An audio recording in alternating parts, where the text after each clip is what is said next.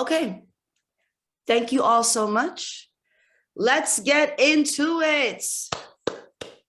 Michael's coming next week. So what I would love to do is give us time. We never really like pre-think what we're going to talk to the author about. Like we don't sit here and try to plan it, but I do want to give us some time to maybe come up together with some questions as a group, given that this is also one of the first books that we've been reading in this term that doesn't necessarily have like a sequential plot that we're following, right? Like there are no external characters or like major twists and shifts. Like this is more about Michael's perspective, right? Michael's life, the way Michael's been able to navigate the world. And I feel like our discussions would serve us more if we come up with questions that serve that, right? So I definitely want to take time to do that today. So before we even do all that and have that kind of fun, let's get into it. Is the book getting more outrageous the more you read it? Or do you feel more connected to Michael?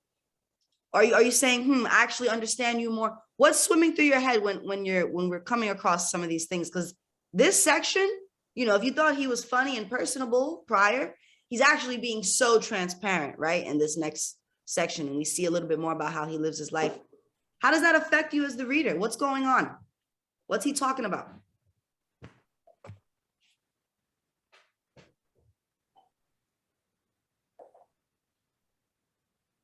I think that he's a hot mess sometimes. Mm.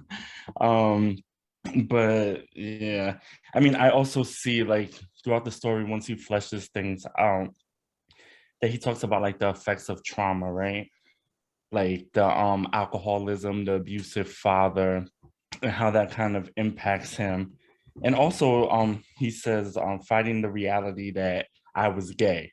You know, so it's like you're dealing with a lot of things at one time and still trying to live, right? Which we all know that's life.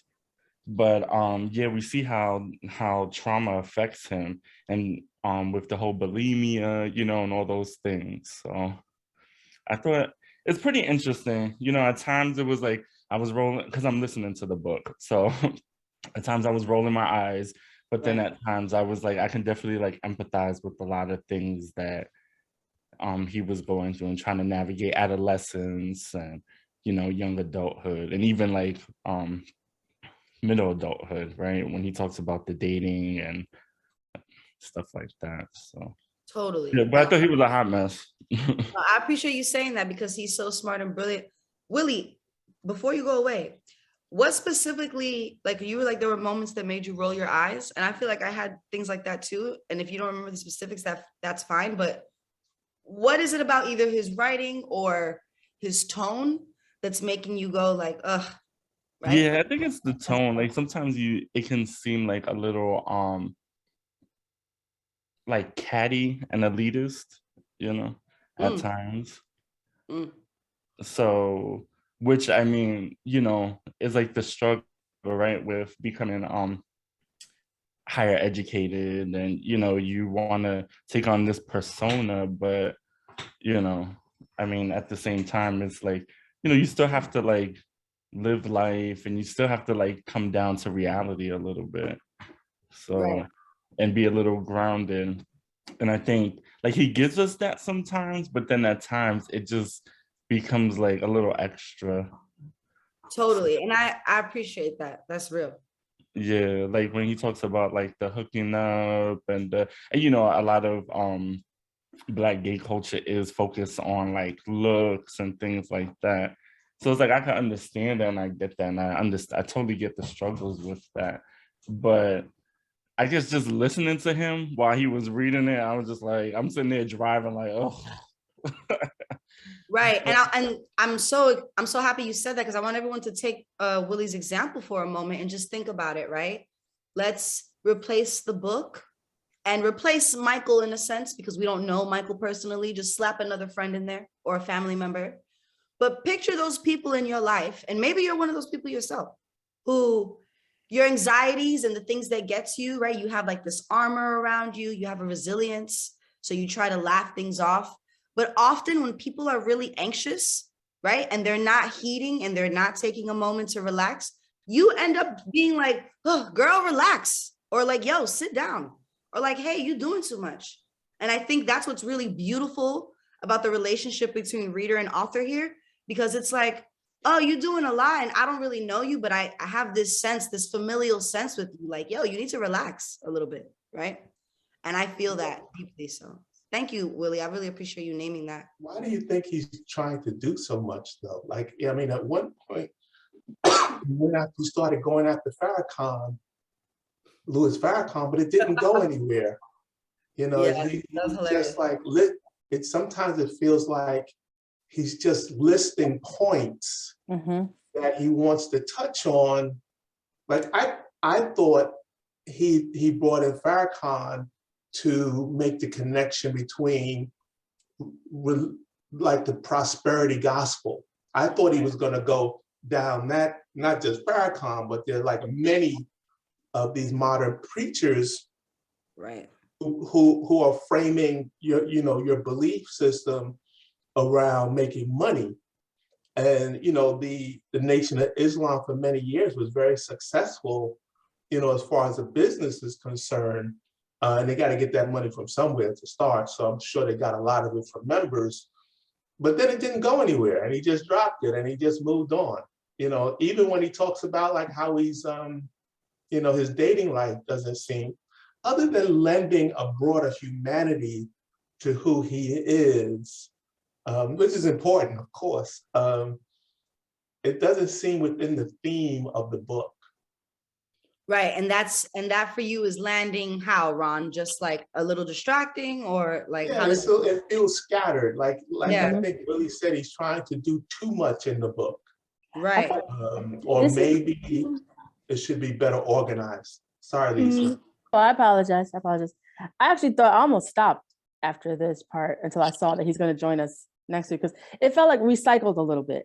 There was a real nice, funny honesty to the first part and when we through in college and the loans that I know. I don't watch Real Housewives. I don't intend on watching Real Housewives, right? So we spent too much time in that a little bit, but I felt like this felt like a bit of recycling to sort of certain things to make it fit, as opposed to there was a theme or tone that happened. And I get really, there was funny, and then there was campy and catty, and that didn't quite interest me. I almost stopped because I'm like, I don't watch those shows. You feel like a reality TV star blogger right now. Yeah. And then there are moments of sort of, it'll open up like, whoa, this thing with your father. And then, and it just, I don't know, there was a deftness to tone and really weaving the honesty and the humor and the bluntness in the beginning that just seemed to give way to things that seemed to, he made something that was already there fit. I'm not really sure. It was really uneven, the second part. Making something that was already there fit. I think that's just like I just want to take a moment, because those are your words, Lisa. And I think that's like a great way to sort of capture maybe how some of the tone of the writing is coming off. Like it's definitely brilliant and funny, but it's also like, how is this threading, right? Like, how am I moved and shifted? And I'll name, like, I got no shame in my game, baby. I am such a fan of camp. Like, I know every single reference that Arceneaux is talking about in the house. I was almost too impressed. Like, wow, this is one of the first times we've entered book club that I have a full back knowledge of what the author is talking about. But that's simply to say that even as someone who's a fan and like who understands like the underlying jokes, I too felt like this is too hard of a home to be hitting, to be using like this show and these examples. I think for me, like I was just kind of like, oh, I was really surprised at how that went. How else did this land for folks, or what else is coming up for folks as they're reading? I was going to say that like I kind of feel like I wonder how much of this, because I felt similarly as to like what everybody's saying, but how much of it that is like even like maybe writing style, because I finished Phoebe Robinson's Don't Sit on My Bed in Your Outside Clothes, which was also like an essay collection. And I feel like there's almost sometimes something about essay collections that like create this sense of intimacy and also like replicate conversational styles. So it feels scattered. It feels like it's jumping around almost the way that it would if you were like talking to a friend. So I wonder how much of like, I would maybe even like to see like his writing in a different context to see if it moves differently. Absolutely. Yeah. And I think that's a great point, Alyssa, given that his prior work, I Can't Date Jesus, is also really similarly in that essay context. So you're right. I'm not sure. And I'm not saying this of Arceneaux. I'm just saying some authors have a niche. You know what I mean? Like some people, they're known for like giving out a certain tone. So I do wonder. I do, because I am familiar with that book that you're naming, and similar missions, but I feel like the tones, like in the one that you're reading, that to me, the tone is a little more connected, right? Even though she's telling stories. That's I a great can see that. Thank you. Yeah, so maybe just writing style, right? What else is coming up? Barbara, I see that's a raised hand. Muted, Sorry. Barbara. So I agree with Lisa. It was kind of funny what she said about TV reality blogger, because I'm not familiar with those shows either. And I was thinking when I was reading, and I'm listening to like Willie, so I'm thinking, what is that? Do I have to watch this show to understand what's going on? And then I was like, I'm not even interested in watching it. I just want to read this book. So, I really like chuckled when Lisa said that. And then I also want to say, I do understand and I agree with what Willie's saying, because I felt like he was all over the place. At first I was like, wait a minute, did I lose something? Did I miss something? Because sometimes Willie says, oh, I listen to the book, and he feels like he's all over the place, but I don't think it's you, Willie. I think it was like the book sometimes. When I was listening to it, I felt like, wait a minute, he's talking about this and now he's talking about that. But maybe it's something what Alisa was saying about the writing style. I don't know. But one thing I will say that I liked what he said, and I kind of felt some sort of compassion for him when he was saying how queer people have to deal with like their own reality based on like their straight counterparts. I agree with that, and I didn't see that in his perspective. So I like when he says, and like I said, I don't have a hard book, but I did write it down, and he said, I date men even know how horrible men are. Where's the compassion for my struggle? And he was saying, I mean, straight people don't know what queer people go through, and I don't think vice versa. But I'm sorry, Barbara. I think what he was saying is, yes, vice versa. Like, in fact, queer people see what straight people go through all the time, because straight culture is the dominant culture.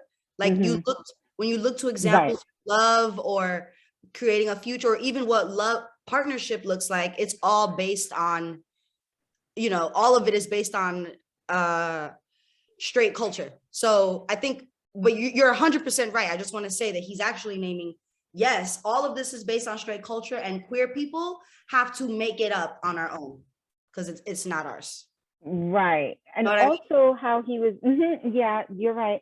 And also how he was saying, and like I said, I'll try and get it right, but how he says that straight people will start dating like in their teens and their 20s, versus queer people will date, like their normal dating is like 20s and 30s, I guess, because they're not in the box, or they're not out of the box yet, or comfortable. I'm not sure if I'm saying it right, so I don't want to like offend anybody, but I just respect that. And I just saw it from a different perspective. I was like, wow, that's interesting, because I don't know if all straight people see that and see that struggle for queer people.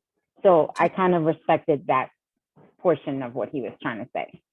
And Barbara, you have highlighted, I think, what the point of Arceneaux's work is, right?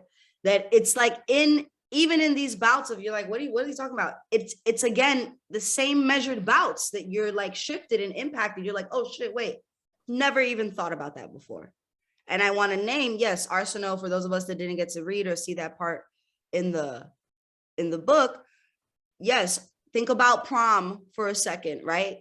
So if you identify as straight, or you're within straight culture, hetero culture, then no one has a big deal about who you're taking to prom. But now, if you are in a certain county, even in New York City, baby, or in a certain state, or in certain parts across the country, certain little Bible Belt states, you can't be queer and necessarily identify that reflection at prom. You might not have opportunity to do that till you get to college. And if you don't have the opportunity to go to college, then you really got to wait to be able to move away from your parents to then be in your queerness. So I just want us just to take what Barbara is noting and like put it in real life connection so we're clear. I saw someone had unmuted their mic and I think it was Willie. Yeah, I was gonna say what also when he talks about like the dating tidbit and like him hooking up, and it's like often something that a lot of like LGBTQ people go through. That's their reality with that. And like almost what I was getting from him is like in these hookups, right? It's almost like this sense of loneliness that he still has, right? And also kind of still shutting out, right? Like when he talks about 31 and you never had a boyfriend, 32, you know, and he goes on. And so he's like 35 and he still never had a boyfriend. And he has to deal with that reality of growing older and also not wanting to die alone, but also not wanting to die poor too. So it's like, who's going to take care of him? And I think that's something that kind of he speaks to, like he alludes to, but he doesn't necessarily like just put out there and say. Absolutely. Do you think it's, Willie, do you think it's something that he's saying who's going to take care of him? Do you think that's, I think the reality is that if you're broke, right, and you're by yourself, that you're like, who the hell is going to support me, right? Or not support you. I think who would want to be with you. Yeah, I mean, it's all of that wrapped up. But I think right? it's support means, I don't think support is monetary necessarily. Yeah, no. I'm talking about support. It's like emotional, emotionally, yeah. Like who you want to be with. Who's going to pull the plug? Right. Yeah, right. And then he gets all catty. He's like, can you put on your shoes and go? Like, it's just like, you know, he's not really thinking ahead. But I did find it really funny that when he talks about like the bed bugs, because I thought that was hilarious. Oh my God, that was really funny. Or maybe he just doesn't know how to. You know, maybe he just doesn't know how to be in a relationship. Yeah. Because when he was talking about like, Barbara. no, that's okay, Linda. I was I'm just going to say really quick about, you know, how when he said that scene that Willie was saying, like, just put your clothes on and get out or something, like he was talking to, the guy was trying to like have this conversation with him, whatever. And he was just like, I wish he would just put shoes on. In my mind, the first thing I thought was like, maybe he just doesn't, well, then again, I was just thinking, maybe he just doesn't know how to be in a relationship. But then the other thing I thought was, no, maybe he does. He just wasn't interested in what the dude was saying because he was saying something that wasn't a relationship. No, that was what he was saying. It was a jump off or hooking up or whatever. Yeah. Sorry, Linda. Go ahead. And when and to your point, Barbara, and to Willie, when you're already, again, let's put our personal lives for a second. Not like you personally, but I'm just saying, let's take the author out of it, right, folks? Ooh, I feel like I'm about to say this in front of all my aunties and my uncles. I'm so sorry. But you know, like when you hook up with someone and you've already decided, you've made decisions, and maybe this is a generational thing, Willie, help me.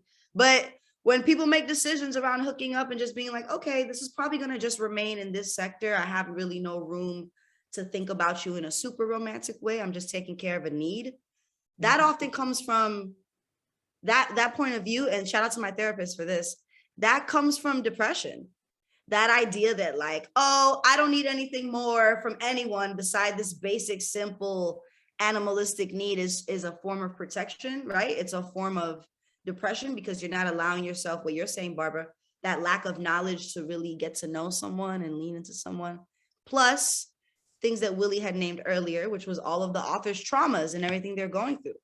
So even though it's a bit of a mess, let's look at it like a gisal or a stew, right? Where there's a lot of things being put into the pot, but like it's feeding us in some ways. And it's shifting the way we look at life and certain structures in some ways. And I think that's important to consider.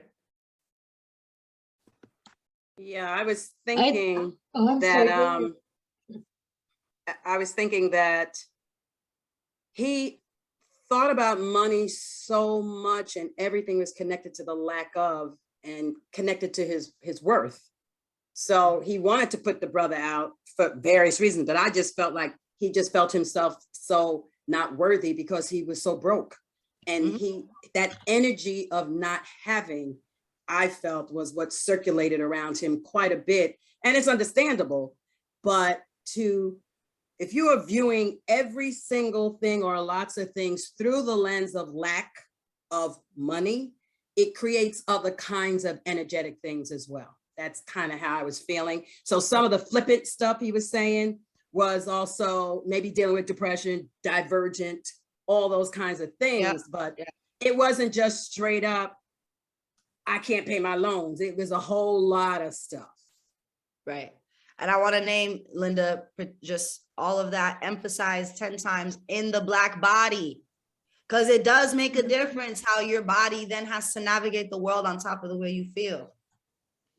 And one thing that we can name in the tone, whether we like it at times or whatever, is that Michael Arceneaux is in his Black body, describing how difficult this is from times. And I think sometimes that is enough. That's the job of the author, particularly when we're asking, what are we asking of queer Black authors too, right? Like that is enough to kind of just say how you feel haphazardly and allow me as the reader to hold that. I mean, it's my opinion, but I just think that that's a super sufficient work. And oftentimes when we think about books, we're looking for a structure, especially this book club, because we're all super brainiacs. You know, there's when something doesn't have a structure, I see it in us as a group. We're like, yo, where's this going? And I think we should consider what we're asking in this moment. You know, maybe his thoughts are precisely enough. Really quick. Oh, I have something to. Do you think he'll wrap it up though? Like all these sort of disparate essays and tangents that he's taking, like in the I mean, of course, there's no way to know until we read it, but Yeah, like it might be leading towards a point in the book, you know, talking about all this dating life, his money, his family. It may lead to something. Yeah, I agree with you. But if you ask me, like, do I think so? I don't feel it. Does anyone else feel like it's going that way? Like in the tone, it feels a little still like, oh, this could go anywhere, you know? I mean, like, it reminds me of like talking with a friend. Sometimes there is no wrap up. There is no conclusion. There's no, like, this might be the destination. Maybe the destination feels like this is a process. And I think that's part of the intimacy that's in the book, is that, you know, he's taking us to where he is now, but I don't know if he even knows where he's going to end up. I don't know if he is where he's meant to end up. Because like the entire time, like reading too, thinking of the ways in which like capitalism is not just like the structure out there, the way that it pervades us, how it like informs who we connect with, how we connect to people, how we connect to ourselves, and what you mentioned earlier about even depression, even thinking of how like that connects, like this whole thing is about just how capitalism, you know, like whether or not he's dateable, whether or not he's going to answer his phone, what his relationship with his mom looks like, all of that is structured by capitalism. So how could that not also structure things like his emotional sense of self, like depression and anxiety and all of those things? Alyssa, this is to you. Everyone do claps right now. Give some love to Alyssa. She's sharing gems. I haven't made y'all do this in a couple of months. Give us some love, some gems. You know, I like them. That's particularly. We need to be loving and caring to our families and everything all the time, I think. Yes. Absolutely. Yeah. And what thank you, Susan, and what you're naming, Alyssa, 100% true. And I think that's really the point that I'm trying to get to without leading us there. But again, y'all always do that. And Ron, to answer your question, I think Alyssa just took us to the wrap up. Maybe it's not like this clean point that I'm looking for, but maybe it's more just the relationship between Arceneaux really revealing and being funny and being himself and telling everything that's happening with this relationship to capitalism, right? Like maybe that's just that relationship is sort of like the point. I think that's brilliant. Everybody has watched Michael in an interview. In his interviews, he's all over the place. He seems to have like a really deep knowledge of popular culture. So in every interview I've seen, he's drawing all of these different elements into like the simplest conversations. So he's gonna talk about Lil Nas X and Beyonce and the president and, you know, all these different things. So maybe that is also his writing style, you know, to kind of bring all these different elements. Thank you, Ron. That is 1000% true. I don't know if y'all remember our first session with this book that I had a little video clip for us, and then I had an article. Folks remember or not? But it took me a long time to find that video clip, just because exactly what Ron is naming, that in a lot of his interviews, I don't want to say haphazard because I'm scared he's going to look at this, but I just want to say, like, in a lot of his interviews, he just like changed the subject quickly. And I was like, how am I supposed to like really break this down with them on day one? I can't even get into all this, you know? So I want to name for you that even for me, as someone consuming his work in that way, I had that same thought, like, oh, he really is all over the place. I want to read a quick quote to y'all that is in relationship to the book, right? And it's basically the quote that inspires the title of the book. And it's, you know, the idea that I don't want to die poor. But then Neil deGrasse Tyson, who he's a Bronx figure, but for some, he's a controversial figure. So, you know, I'm just going to hold that. And for others, he's a hero. So shout out to y'all. But Neil deGrasse Tyson said, I don't want to die poor. Two great motivators in the history of human culture. I'll read that again. I don't want to die poor. Two great motivators in the history of human culture. Let's break that down real quick as a group. What does that mean? What do you mean? What does he mean? He doesn't want to die. Everybody's dying. I'm a little confused about that part of it. Not dying poor, I get that part, but we're all dying. So, but imagine if we all live life like we were all dying. I think it's the idea that people are, yeah, we're all dying, but people want to live. You know what I mean? I think that's kind of where the quote goes. Yes, and we're all dying. but we're all dying, but do we really want to die? Of course not. Right. So, you know, we're motivated to keep going, you know, find ways to avoid it. And if we're going to live, then we don't want to be poor while we're living. Right. Yeah, but some folks actually they are afraid of dying. So that's a different kind of motivator as well. Right. But isn't that interesting how it's the same wording? The notion is exactly the same, even though those motivations are different. So do we agree with that? Are those the two great motivators in the world? Well, you could also die broke. and the philosophy around that is that you exhaust all of your resources so that at the point of your death, there's no money to fight over. There's no need for will. I mean, whatever it is, I mean, there's a book called Die Broke, and the philosophy is around expending all of your resources and leaving the big zero for people to fight over.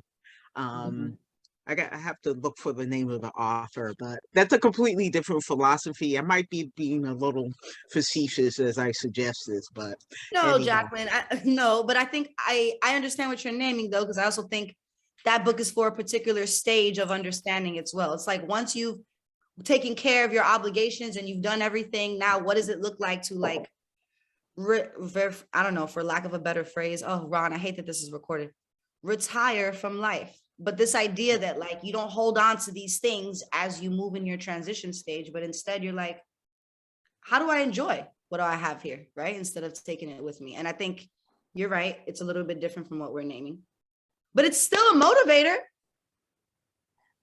I like the way Michael, I saw his stuff differently. I don't know about the I don't want to die, but I agree with Linda. You're gonna die. I don't understand but that. But I want to be clear that Michael named his book off of this quote. So it's important to understand. I don't want to die. I don't want to die poor. I imagine dying for him. I maybe because I'm thinking my age and he's not that age, but he's showing there are different ways to die, right? In a sense, there are different ways where you could die a little bit or die. He reimagines what dying looks like. And I really think he's really good at that throughout. Even the moments about Real Housewives, I'm like, what's going on? Living through these women vicariously through these shows, how society lives.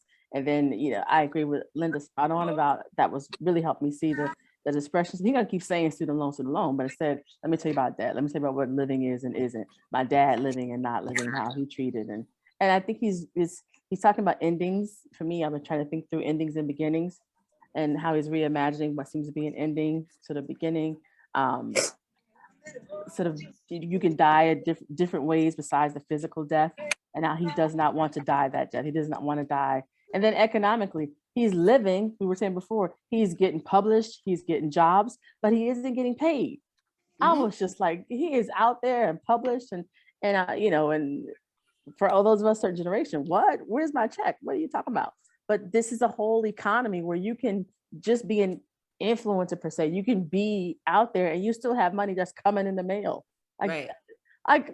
So he's living and dying at the same time in weird ways. So he can't stop the creditors, but he's got checks out there. I was like, I like the way he's playing on you, how the different ways you can die and ways you can live. So I forgave him for kicking that guy out the house because I lived my moment. You can go, right? My second toast of the night goes to Lisa. Y'all better give her that love, give her that energy. That was very, very brilliant. You got it. I also think that's why he continuously refers to reality TV, because in many ways not that I'm not an expert on it, but there's this facade that is presented that people are wealthy, but they're really not, you know, that they are oftentimes broke. Poor of spirit, for sure. Well, but definitely financially broke in the same way that Michael is financially broke. I don't know what their spirits are like. I saw one show and never watched it again. But I think you all have made, I want to be clear, I think you all think you know what their spirits are like because you all are like, I don't watch that. I don't do that. But so I want to be acting though. No, for sure. And I think you're connecting to that point. It connects to what Arceneaux is saying. Even you as the readers are in that journey with him, redefining what it means to live, redefining what it means to die. To Ron's point saying, where these people have a facade of like being rich, you know, but actually they're like financially fraudulent. And when I say poor of spirit, I think we all know why reality TV is popping because these aren't great people. So, you know, if they were Mother Teresa's, we wouldn't watch it. So Ron is literally naming what our journey is right now with, you know what I'm saying, with this book. And I think that's really important and to highlight. Barbara. I have a question. Do we think that Michael is still broke? I think he's still, like, to this day, I think he's still struggling. Again, Right. there's still more book. Yeah. There's I like still that more word book better. to go. But Yeah.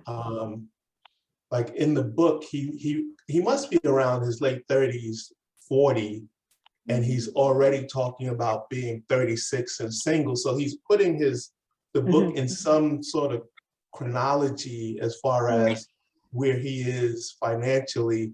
And it doesn't seem as recent as, 3 years ago, whenever he started this book or finished it. He wasn't in good shape. I wasn't sure. Yeah, I don't know, but when I look on Wikipedia, he's 37 years old. Oh, 37. Okay. Yeah. Because I almost feel like he was talking in the present, or like you said, maybe like kind he of was, because in the book there's that part where he says, I'm 35 and single, I'm 36. So if Paula just looked it up and he's 37, that's in the present. If on the audio book, and I'm listening to it also, he's 36 and he's still going through issues. That's like last year or 2 years ago. Right. But that's almost like I'm putting it out to the universe that I'm going to be poor at 37, 30, you know, like, I just feel like you're just throwing it out there. So you are still struggling, but why? I don't know if he believes in, I'm not putting words in his mouth, I'm just kind of going by how he talks about his religion. I don't know if he believes in the universe. And that's kind of like, if you put something in the universe, it might, you know, come back at you, good or bad. Mhm. He Not may so be much. complete atheist, and you know, the money You you don't think he's spend, just the looking money at you that's his spend. reality? I'm sorry, Laura? Lashiago. I said What was that, maybe he's just looking Lashiago? at his reality, knowing that it ain't gonna change no time soon. It may change in time to come, but it ain't gonna change no time soon. I think it's, yeah, I agree with last year. I feel like it's and then I'm gonna let Sharon speak because Sharon's had that hand up, but I think it's because it's important to remember too, right? Like let's note how much time has passed, but there's something about naming that you might not be where you want to be financially, and still, I'm reading that NPR named this the best book of 2020. Time named this 100 must-read books of 2020. The New York Times also supports this book because Arceneaux wrote for the Times. So again, it's kind of what we're saying. It's not one or the other. He's experiencing success, and I don't think he's shutting it out, but I think he's naming, because of the things that he's had to navigate, he knows that financial freedom is not right around the corner. And I think it's important, oftentimes when people get any kind of success, particularly, I can only speak for my generation, but I see in a social media age where people gaining success and thinking that that's now everything's going to change and I'm never going to go back to the way things were and everything is different now. And actually, that's not a my generation thing. That's a lot of people, right? And I think what Arceneaux is naming, that even if things are shifting for him for the positive, the crippling fear and hardship and anxiety and depression around navigating finances make it hard. So I hear what you're saying, Barbara, because I'm a student of manifestation, you know, but I also want us to remember that, like, manifestation doesn't always mean negating those hard negative truths. Sometimes people manifest by like putting that out there, and it's just, you know, it's a shift. And Barbara, I think more importantly, let's figure out a way to ask, I don't know, let's figure out a way to ask, like, maybe what were your goals financially and your hopes in writing the book and sharing these things, and what does it look like for you today? Like, have you met any of those goals? You know what I mean? Because I think we'd be able to kind of see a little bit more into what his thought process was. What was his real goal, you know? Sharon, please, because I know you're not physically standing there holding your hand, but something about that emoji. Barbara be doing it too. When she puts the little emoji up, I feel like y'all are just standing here at your house like this. So please. Well, I saw that Barbara had used the emoji, and I said, "Oh, that is perfect. This way you don't interrupt each other." You know, I've heard so much conversation. Go back. Let me try to recall and go back to your original question. The two quotes. The first one being, "I don't want to die." I am someone who loves to look at things on the light side, and even though I get serious a lot. So when I hear that quote, "I don't want to die," it immediately reminded me of something I heard long ago. I don't know if it's from a song, a book, or somebody just was sage enough to develop it or create it. And they said, "Nobody wants to die, but everybody wants to go to heaven." That's my first thought in regards to the quote about "I don't want to die." The second quote regarding not wanting to die poor. I used to work with a man, and now due to COVID, of course, many of us are working from home, and that's also my situation. So I haven't seen him in 2 or 3 years. But he always would joke that coffins don't have pockets. And I had never heard that before. I mean, he's older than he's a retiree that was just working part-time. So you figure he must be in his 70s, but I thought that was the cutest little phrase, that coffins don't have pockets, because so many times you're either of the persuasion, I'm gonna save all this money so I can leave it to my family, or I'm gonna spend everything I've earned so that there'll be no fights, no problems. I earned it and I'm going to enjoy it. And so that's it for me. Happy New Year. I have missed you all. And now I had never heard of this author or this book. So now that you're saying it's one of 2020's best publications, I gotta order it. I'm here. Thank you. Sharon, I miss you. I'm happy you're here again with the gems. Mostly because I miss Sharon. Give her some gems. Give her a toast. Oh, bless your heart. Also, there's tea in here, y'all. Don't, come on. It's book club. Keep it cute. I wanted to name that I saw Alyssa. Is that true, honey? Did I see your hand up? I was testing the feature. I put my hand back. Okay, my bad. Yeah, we all need to learn how to do it. Yeah, I think folks are bringing up a lot of great points, and I kind of want to pivot. If no one has any not final, wow, that was a lot. But I'm saying if no one has any other thoughts they want to add to this, I kind of want to pivot into facilitating some questions as a group. If that's cool with y'all, is it? Yay. Paula. Yeah, can I ask one question before we do that?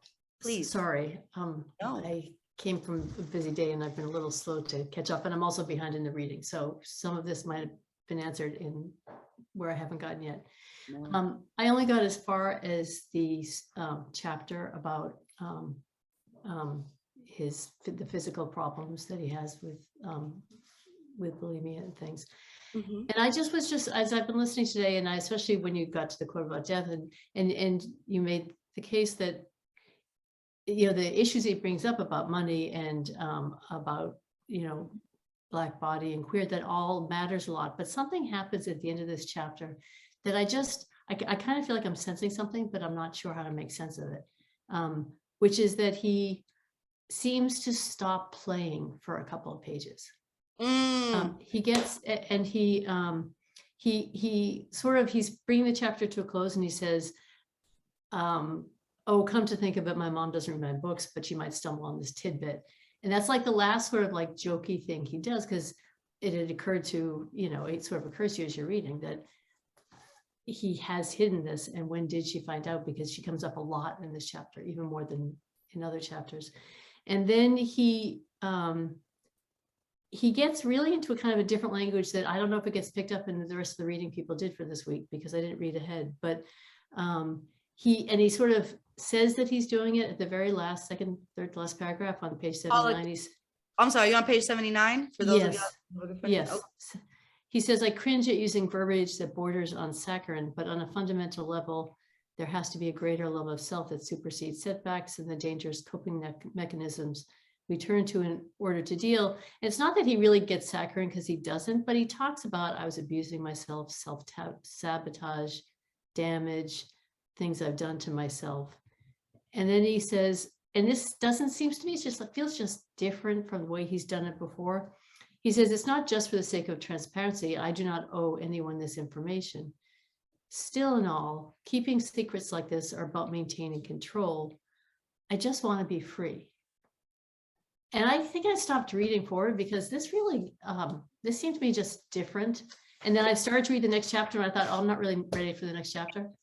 And then I just got too busy and I didn't get ahead. But he seemed to be using like free, like not just in a way that just felt different, but I don't really know how to name it. So I don't know if other people had that experience in that chapter. Right. Are you naming like freedom, not necessarily like freedom in the way to be like free financially or free from fear, but just free from it all, like free from. Yeah. And oddly, when he said, I don't want to, you said, I don't want to die and I don't want to die poor. Mm-hmm. This seems to be like a really kind of brass tacks. I don't want to die.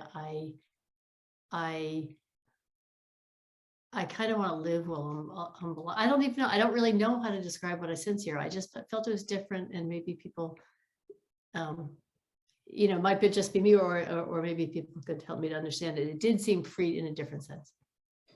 All right, I'm going to call on Linda D to see how. Oh, Linda D and Linda C. That's how I'm going to do this. Perfect. Okay. I'm going to call on Linda D Just Yeah, an, I want Paula. to quick, Linda, that what Paula also, I want folks to consider, did that impact you? Did you feel Well, like Arceneaux was being? Yeah, I want to speak directly to what Paula just said. Yeah, absolutely. Paul, when you were speaking, I was like, yeah, I remember that when I was reading it, and I felt like he wanted to be free of just all of it, not end his life free from the debt, free from the pain, free from feeling the way he was feeling, and for that quick second, he showed us himself in an entirely different way. That's how I felt it.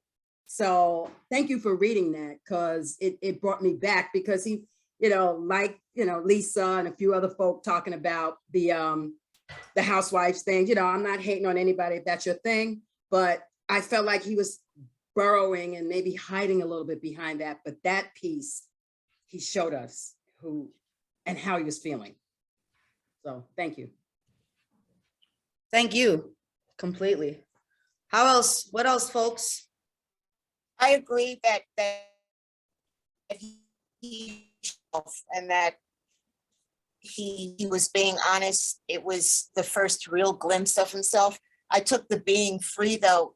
It takes a lot of energy and time and just effort to keep a secret like that, to keep the secret from people that he was hurting himself. And by sharing it, no, he didn't owe it to anyone to share it, but by sharing it, he could relieve it. Maybe I don't have to keep it as much of a secret, because his mother's going to read this, presumably. So he got a way of telling her and the rest of the people around him that he had been keeping this awful, carrying around this weight all the time. And so this helped free him a little bit. That's how it struck me. Thank you, Linda C. And has anyone, that little point kind of just touched me. I think we know what that feels like, right? Even if you've never been intentionally aware of the ways in which you are harming yourself, have you ever just been embarrassed about going through hurt or going through pain or hurting yourself and feeling like, damn, I actually can't say something? And I guess the question I'm really asking is, have you ever had that moment, that shift where you actually choose, you know what, I'm gonna free myself of this, even if it's hard, even if it's difficult? Oh, look at you. Look at this dope resilient group, people nodding and looking at their lives. I wish I could just soup in. Okay, with approximately 20 to 24 minutes left, Ron, am I co-host? Can you make me co-host real quick? Do you want that power? Real fast, that's it. Especially now in the game, because nobody's coming in the room. What I would love to do is, if you, thank you. Hold on. I was trying to pull this up real quick. Actually, look, I should have done this earlier, and now I realize that I'm a little out of order. If you can indicate to me if you have the ability to talk, like if I were to break you in a breakout room right now and you can talk, versus if you can't. So if you can't talk, you can give me a thumbs up visually. You can put a thumbs up on your computer. You can unmute yourself and say thumbs up. If you can't talk, I guess you could say thumbs down. I just want to know who has the ability to talk right now versus who doesn't. Great. Great. Great. Great. I don't see anyone saying that they can't. So if you can't, please try to let me know. But what I'm going to do right now is break y'all into breakout rooms, only for like 7 to 8 minutes. Maybe 10 minutes if I'm feeling good. And what I want is for each group, it's not even that, look how easy this is. 2 to 3 questions for each group. That's nothing. 2 to 3. If you're, hey cutie, I see you every week. Every week you're so cute. Look at Barbara's babies. Hey Barbara's babies. I'm gonna break y'all into groups, okay? And I want you to come with 2 to 3 questions, because we're actually going to come together and talk about it. We want to see what overlaps. I just want to see what folks are thinking. We are such a brilliant book club. And what I'll name is that oftentimes when authors come, it takes all of you brilliant minds like a good 45 minutes to get comfortable. And we don't got 45 minutes. I want you you're masters of this experience, right? You've been reading the book, you've been learning. So I want you to feel confident.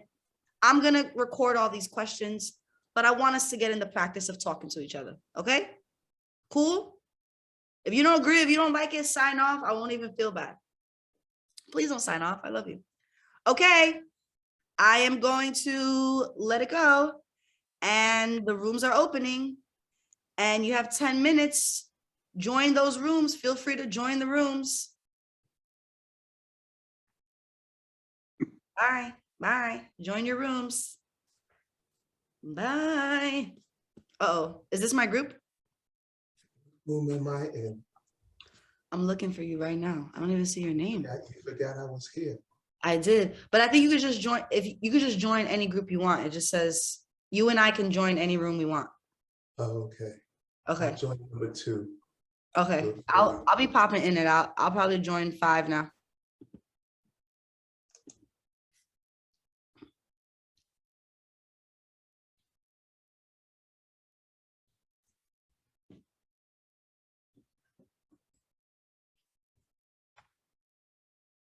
Oh.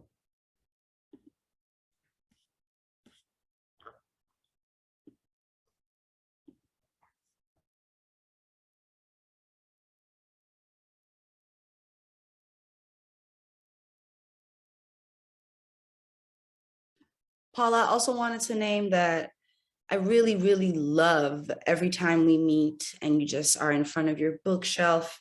I'm like a little kid. I just want to run my hands all over your books. It's just beautiful. It's only because I didn't have a computer. It's actually a picture of my office, so I can have my office behind me, like when I'm. Oh, that's hilarious. Because and so I didn't have a computer that could do that, and then my computer died, and so now I have a computer. So that, oh my goodness, I do see now as you talk, I see the background. Wow, well, if that's your office, then you must get a lot of work done. Because every time I'm like, that's the neatest. No, I should get more work done than I do. Yeah. Hey, Velda, breakout room, was it good? Yes. Okay. I found myself wanting to see what were some of the titles behind Paula. Yeah, I'm like Paula L, not me, because ain't nothing. Really kind of old, boring stuff. Well, Paula R, I do love those French doors to the side of you as well. Thank you. The pride and joy of my home. I love them too. Oh, I love it. Okay, so we have returned. Did I leave anyone? Did anyone get lost in the breakout room? Bring them back. I hope that was fun. We don't do that often. Oh, Susan, let me let her in. We don't do that often. And I can't speak to the other group clubs. I don't do that often. And part of my goals for this year, for this round, is to kind of like dominate the conversation less in a main stage and kind of create pockets for y'all to talk on the side. So hopefully that was good and you liked it. If you didn't, hit me up on the side and let me know. But I'm really happy we were able to do breakout rooms. Look at Ron. He's like, you're such a nerd. Why are you so happy about this?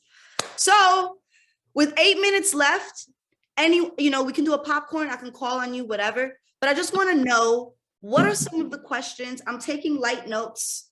What are some of the questions that came up? And I just want to give a super special shout out to Lashaya and who else was in my group, Jacqueline, because I just was really, really inspired by their conversations and the way they were holding each other in that. So what are some questions? Talk to me. Now nobody know how to use the emojis. What does freedom mean to you? And have you found that freedom? Yep, I was there for that. That was brilliant. What does success look like to you? Yep. Who would you be in a world without racial capitalism? Who would you be? Who would you be in a world without racial capitalism? Yep. What made you decide to write the book? Yeah, like what? Why? Why this? Why not? Great one. Thank you. What transformed for you during and after the writing process, if anything at all? Woo! Paula, you think you could put in there about asking him, is he outright like I don't know, should Yeah. Does he write like that for shock value, or is he just out like that? Like, I think it's more for shock value. And is he concerned with his readers? Yeah. And something we had, just to add to that, something we had spoken about in our little subgroup was like, what is your response to people who may say this is too offensive, this is too much, or you're doing too much, you know, or this is a, yeah. Awesome. These are great questions. One more about with he and his mom, about bonding, that drive to and fro the airport with his mom, and they would stop by this place to get, I think it's called a kolache or kolaches. And I was curious because I am a foodie. So I was telling Alyssa, yeah, I looked it up and blah, blah, blah, blah, blah. So that was something, food was such a big thing for him, which was fraught with a lot of bad, crazy, negative stuff. But that part always felt like it was a loving, bonding thing with his mother. And I'm just curious, was that for him? Mm-hmm. Absolutely.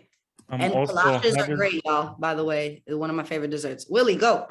How does he feel his relationship with his father has shaped him? Mm-hmm.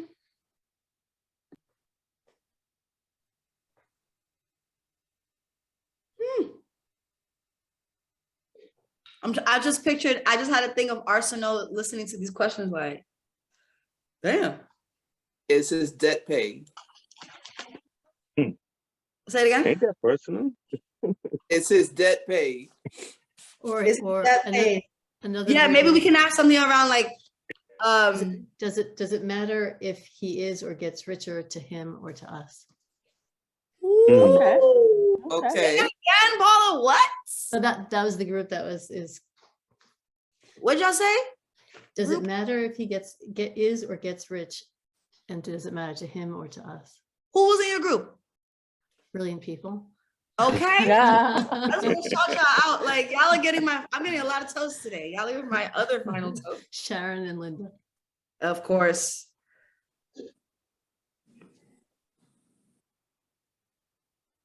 Or to him. Wow, I'm very proud of myself. Ron, you have no idea. I am taking these questions out.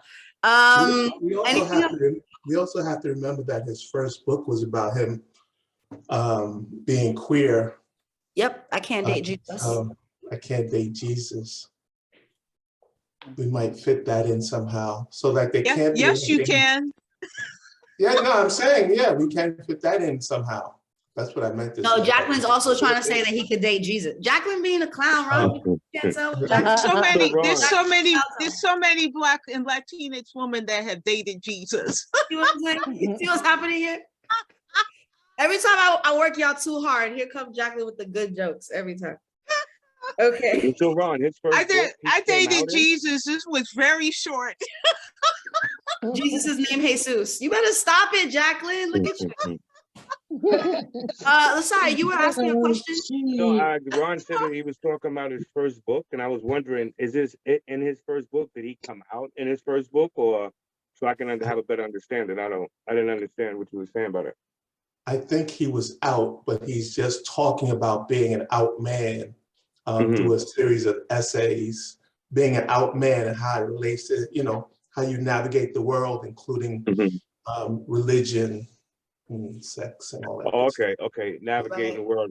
All right, I see what you're talking about. Like how we all navigate the world, but they have to navigate it differently. Yeah. Yeah, it's normal for heterosexual people because that's how the world is set up. But when you're homosexual, how do you navigate the world?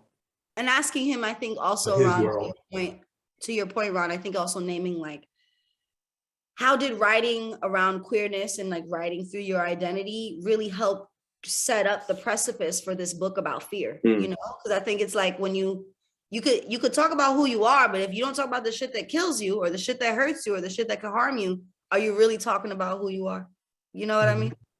And it feels like he always had a sense that he was gay, just because he's talking about crushes and yeah, he says that in his writing. You can see that. Yeah.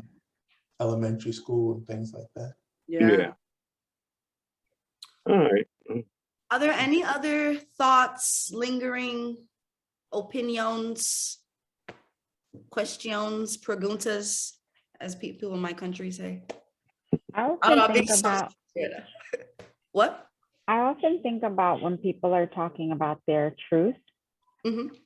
and they put it down in a book. I often think the question is, are you scared? Were you scared to do that? Were you scared to like put all your stuff out there and for the world to read this and say, oh my God, this is what this like, you know, he's all over the place thinking, or maybe he just doesn't care. But I don't know. I often think if you speak your truth out loud in a book for the public, for everyone to hear, is it scary? I don't know Totally. if that's even a good question, but I was It's just an sharing that. amazing question, Barbara, and I wrote it down because it's also making me think about how like he's actually already telling us in the book all of his anxieties and fears, right? And he comes off as super confident. So I think that's a great question because it's an opportunity to kind of see how he is vulnerable but still scared, right? Vulnerable but still scared. It's 8:30, but you know I could spend the whole Tuesday with y'all. It don't bother me. Y'all the ones with lives, not me. Oh, I'm the oldest person here, no life. I love y'all so much. I can't reiterate how amazing you are. Every book club gives me life, gives me sustainability. Hopefully you find that space with us here too. Oh, snap, Ron, I didn't do any of the announcements. Next Tuesday, 7 p.m., we are definitely going to be meeting Michael and talking about that chunk of the book. And then I want to say real quick, tomorrow at 7 p.m., Wednesdays, is Beyond Words Book Club. Shout out to Barbara. They're reading The Secret Lives of Church Ladies by Disha Filial. Real quick, a little bio for you in case you're curious. Secret Lives of Church Ladies explores the raw and tender places where Black women and girls dare to follow their desires and pursue a momentary reprieve from being good. The 9 stories in this collection feature 4 generations of characters grappling with who they want to be in the world, caught as they are between the church's double standards and their own needs and passions. I also want to name that the book that we'll be reading together after this one is Birds of Paradise, right? Okay, by Raquel Cepeda. So that should also be amazing. I don't know. My birthday is on Sunday. I love y'all. I hope Oh, Happy birthday. Happy birthday. Happy birthday. Happy birthday. You know it's gonna be Yeah. a good one. I'm staying safe. Trust me, I'm not of my generation. I'm staying safe. But it's gonna be great. Good. I promise. I love y'all. Happy birthday. Have a great night. Happy birthday.